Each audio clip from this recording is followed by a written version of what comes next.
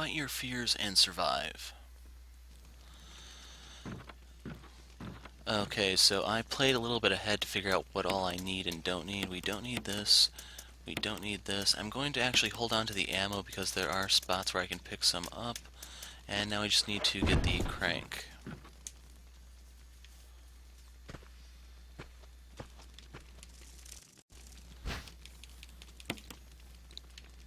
And now if you listen closely, you'll notice we have a visitor.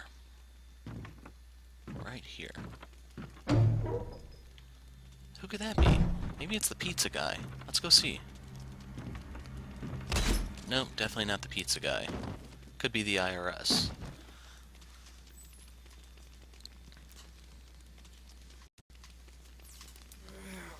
So here we get to meet the next horror that lurks in the game.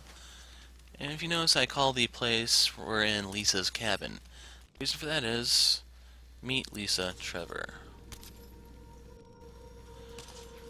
So this is the indestructible monster Wesker tried to warn you about. And when dealing with her, you're best off just trying to run the hell away from her. She, like Nemesis, she will get back up. If you're wondering, she wears the faces of her victims.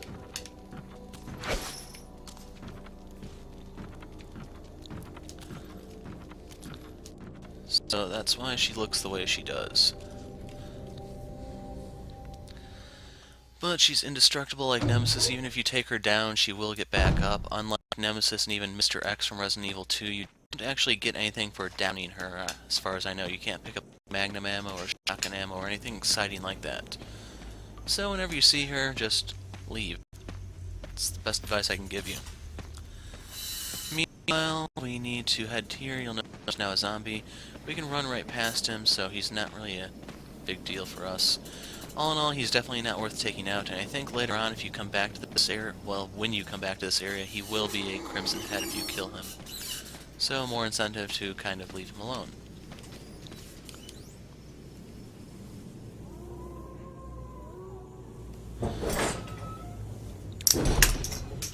So, over here is the puzzle for the Magnum, and I'm even a little hesitant to describe it as being a puzzle.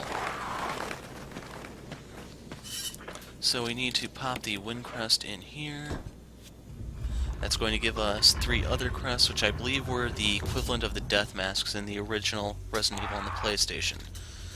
So we need to go ahead and pick those up, one by one.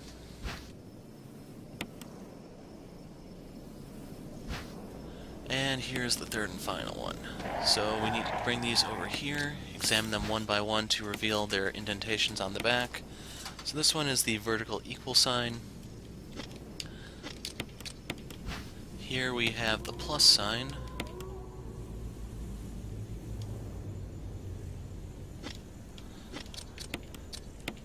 And this one is not a normal equal sign, it's just 3 horizontal lines. So you gotta pop these in.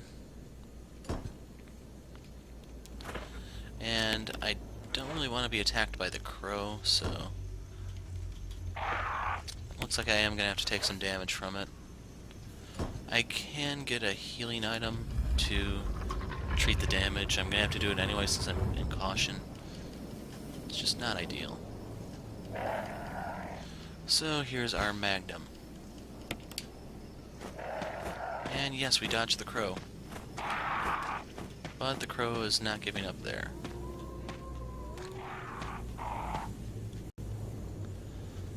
So I guess if you wanted to on your first time through here, you could kill half of the birds to try to expose them to the walkway. Oh no, not a big deal. Crows, I believe, do the least amount of damage out of all the enemies in the game. So as long as you're swift, you can kind of ignore them. Meanwhile, now we have to go address a canine problem.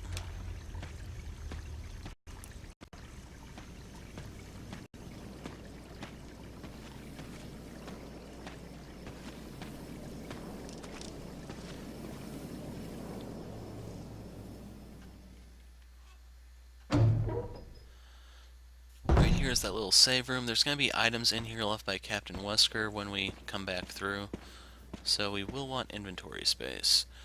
But in the meantime, we don't really need it. We just have to get past the dogs. And we should be in good enough health where we don't have a speed penalty, but first a scene. team? Come in. Does anybody hear me? This is Chris.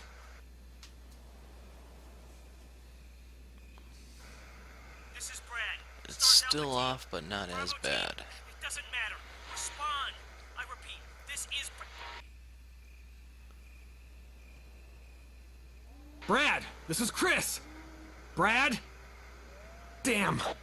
Thing's broken.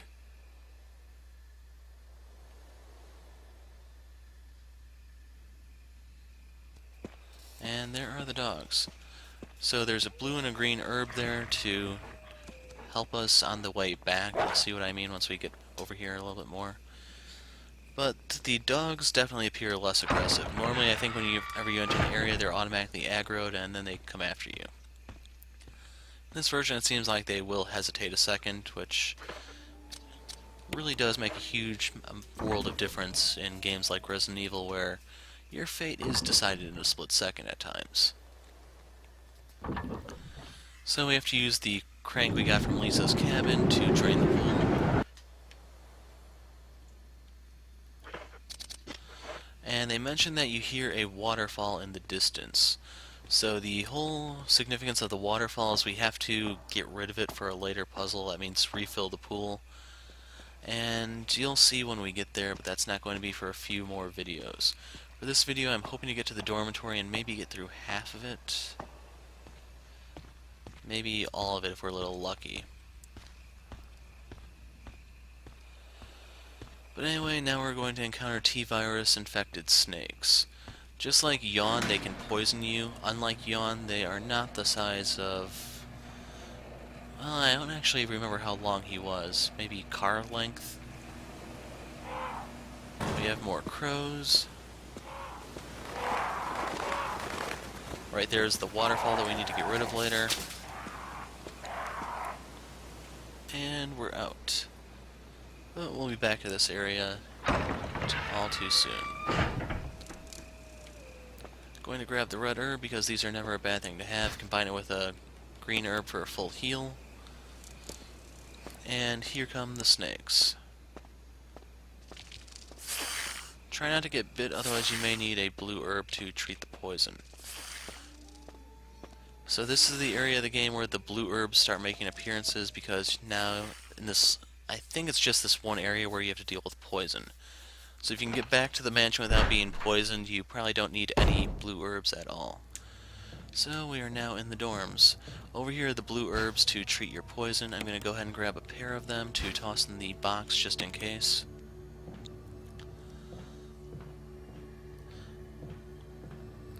Here is our save room. I need to get some inventory space and drop off the Magnum, since a gun that precious should not be squandered. Though once you know what you're doing, you can pretty much do whatever you want. Gonna grab the flash grenade.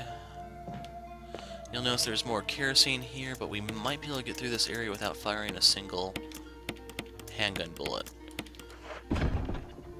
I didn't toss the crank in just because I needed to come back here for the ink rip, and I want to make sure I have enough to finish the game. So after this point, we're not going to bother with ink ribbons anymore.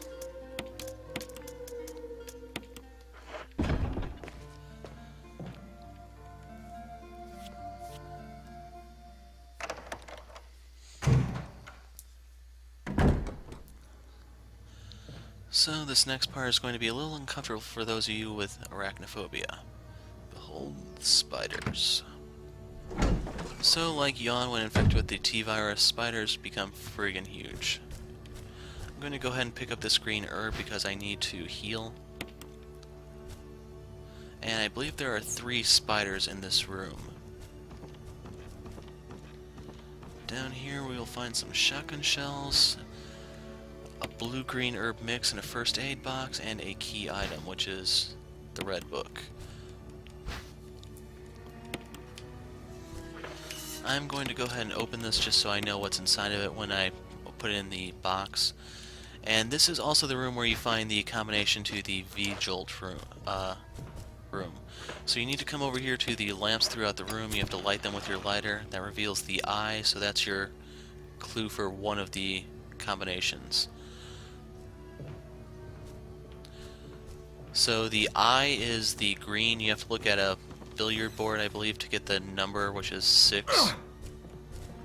Yeah, the spider moved, so I had to kind of take the hit. And I'm actually not going to waste an herb here because I can use a first aid spray or green-red herb mix to actually give us the full heal. So we need to create some more inventory space, and we also need to create a route of safe passage past Plant 42's little trap here. So if you just try to walk up past these crates, Plant 42 is going to lash one of its tentacle vine things at you, and it's going to choke you and deal a little bit of damage. Speedrunners usually want to tank the damage so they don't have to waste time climbing, but like I said, this is not a speedrun. I'm trying to show you the safe way through the mansion and the surrounding areas. So let's drop off our shotgun shells. You can see we're actually building up a little bit of a collection here. And I'm actually going to take the herbs here, combine that, pop that, and we are now at full.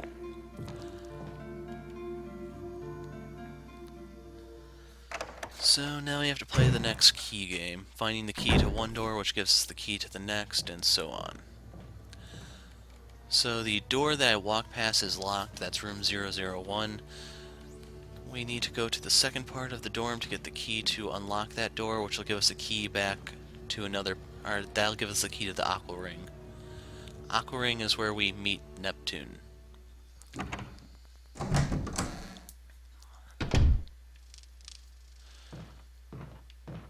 So in this room we have the gallery right here, a locked door. You'll notice there's a map on the wall, but for the love of God, leave that thing alone until later on. I'll show you when it's time to pick up the map. Right now it's booby-trapped, and if you take it, you're going to make yourself a little miserable. And by little, I mean really miserable. So we need to make a detour into this bathroom. We're going to be back here because this is the way to the Aqua Ring. And there's the zombie.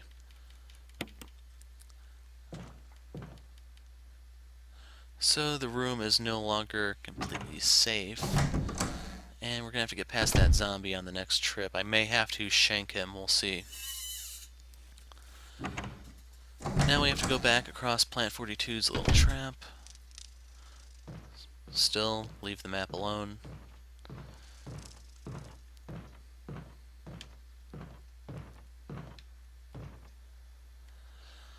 And inside of this room we have the hung man, I believe. Since I just filled up my health bar, I don't want to tank 42's damage. So, safe route. And you can see for speedrunners that's a huge time sink, which is why some of them just tank the damage. So we get to use the key, we get to toss it, and here we need to get the next key, and we're also going to pick up the self-defense gun. I may use it on the boss of this area, I can't make any promises yet.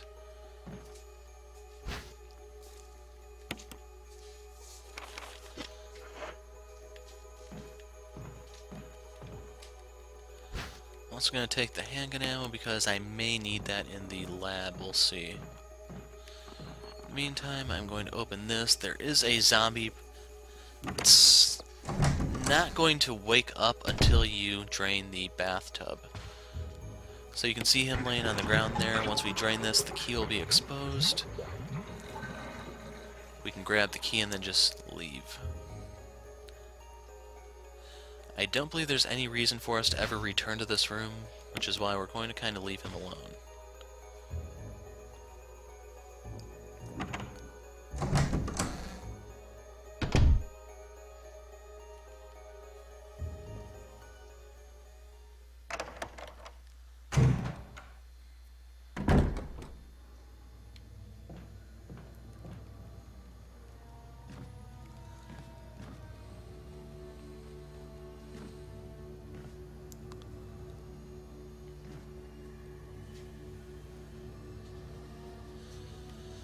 So now we have to get past that zombie in the one room that I told you about. So I'm going to set my defense item to my shanks, and I believe I found the option that allows me to disable the automatic attack.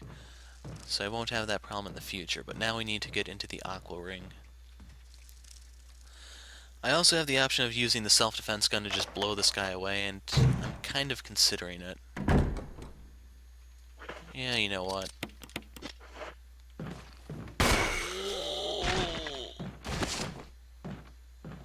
was kind of hoping that would have taken his head off, but guess not.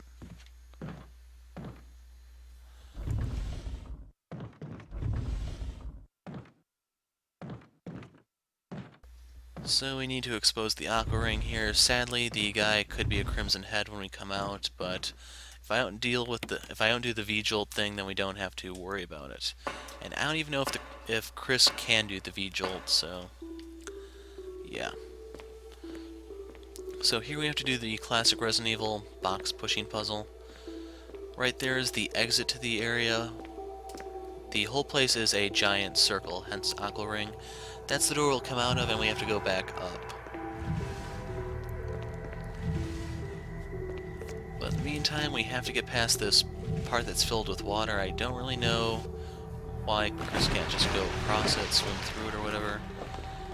For the other areas, it is shark infested, so I don't know if that might have something to do with it. But in true Resident Evil fashion, you have to put your 3 boxes together and make a bridge. This puzzle is in Resident Evil 2, where you had to use either Ada or Sherry to get you the club key, depending on which scenario you're playing. And that puzzle comes from this right here. Except as of the remake, this one is in much better detail.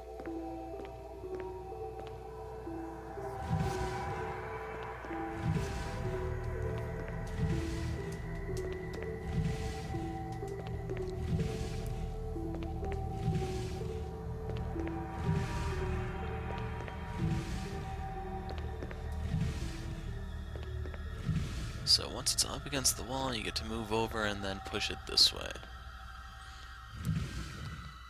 And I can't deny that at the back of my mind I'm a bit worried about a crimson head waiting up there for me, but as long as we don't have to deal with the V-jolt, that shouldn't be too much of a problem.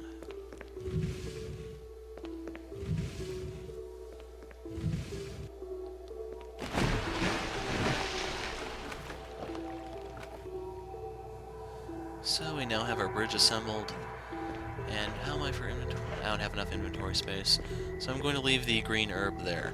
And now it's time to meet our old buddy, Richard Aiken? I don't remember his last name.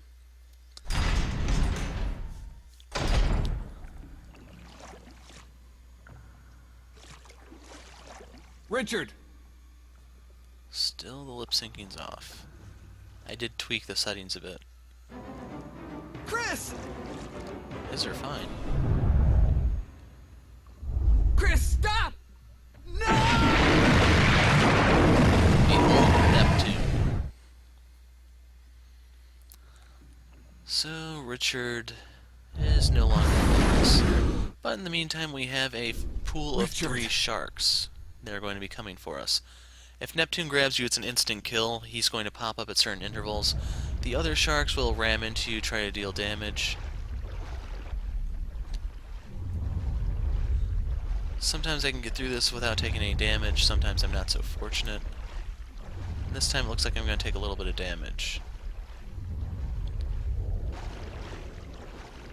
The key thing here is do not stand still. That allows Neptune to pop up and do his one-hit kill. So the music is your clue that he's coming.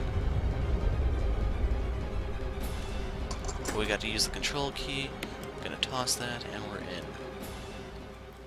So there is shotgun. There's a shotgun for us to pick up here. There is Magnum ammo. There's a med kit down here, but I think I'm probably going to leave it behind just like I did that green herb. Because I don't know if there's any shotgun shells for me to pick up, and I'd rather have shotgun shells than an extra healing item.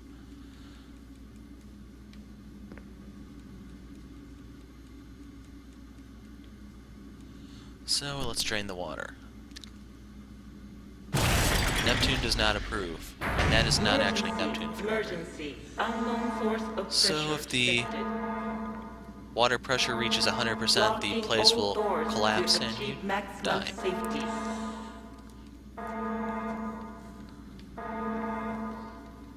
So pressure shelter is locked, we need to release the safety. That's going to allow us to drop the shutter. Let's drop the shutter.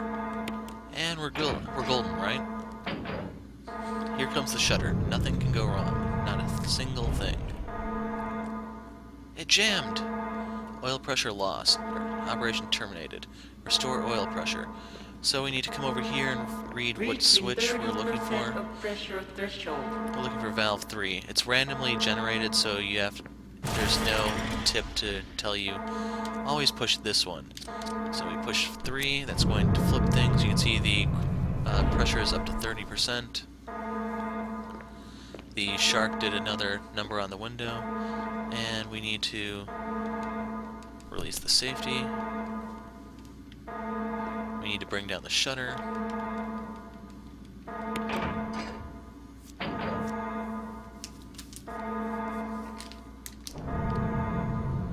And this time the shutters are going to successfully come down.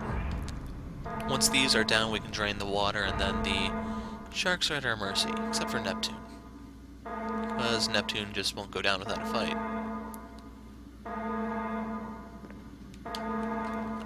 So, there goes the water.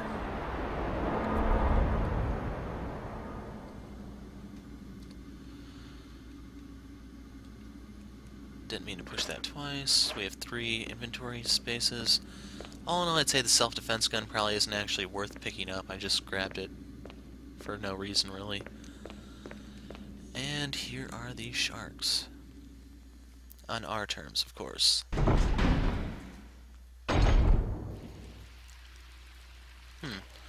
Okay, I thought this was the shark room.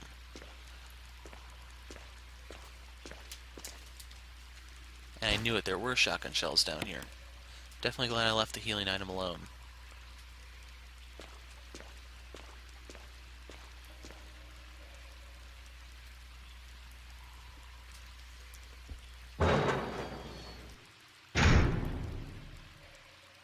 So the shotgun that Richard uses is somewhere around here. I don't really remember where.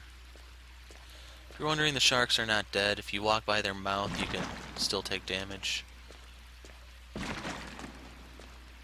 can walk around this way, and as long as you don't come into contact with their mouth, you're fine. And here is Richard's shotgun. And I just realized I'm not going to be able to pick up the Magnum ammo, since I have to pick up the key here. So here's Neptune. You'll notice he's still submerged. So when we try to reach for the key, he reveals he's not going down without a fight. So there are 3 ways to deal with him. The first one is if you know what you're doing, you can just run in the water, grab the key. He's going to charge at you to try to do his insta-kill. You can shoot him. You have a shotgun. And the third, more fun way is you push this into the water. You flip the switch.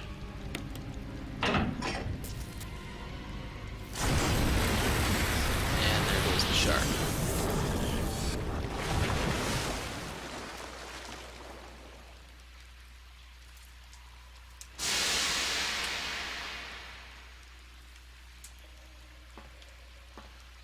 Deep Sixth unlocked. So Neptune is dead. You're able to run past him to grab the key. And I think I may just waste those shotgun shells to pick up the Magnum ammo. I'd rather have that, I think.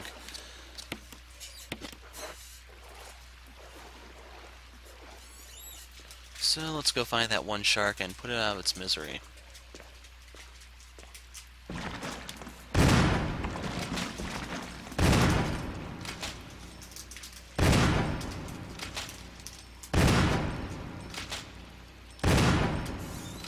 That was 5, I think.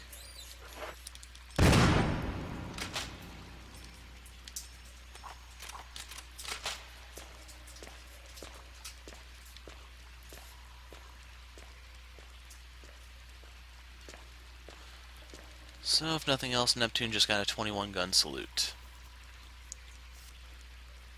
But if you did not pick up the self-defense gun, then yeah, you're free to just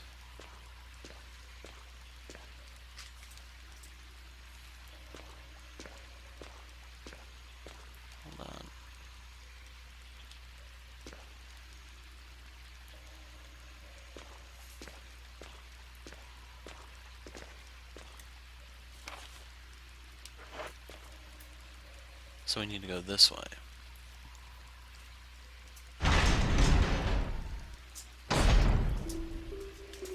And here's the Magnum ammo.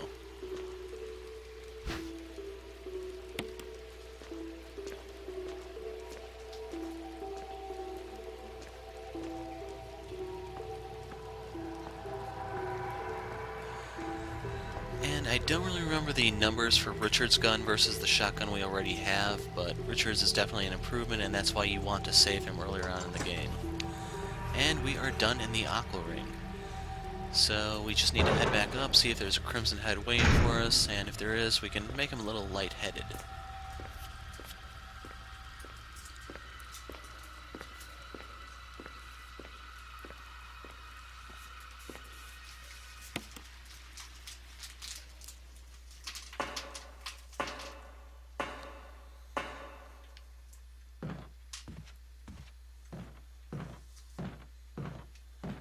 Couldn't see if there was a body on the ground, but maybe the self-defense gun doesn't produce Crimson Heads. I don't really know the specifics of it.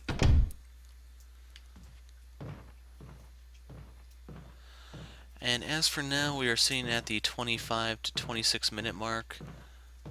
At least on my clock. I am going to edit this, so it may go up or down depending on what I splice in or splice out.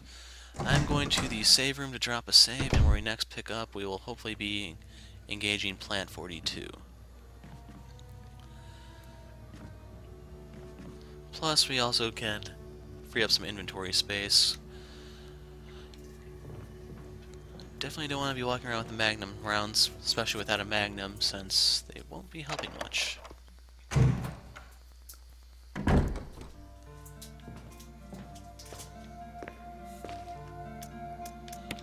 So we'll drop these up here, this one up here, and I need the ink ribbon.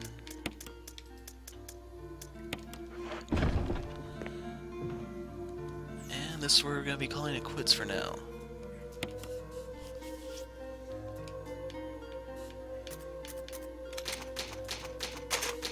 So I'm the Hero of Light, thanks for watching, and goodbye.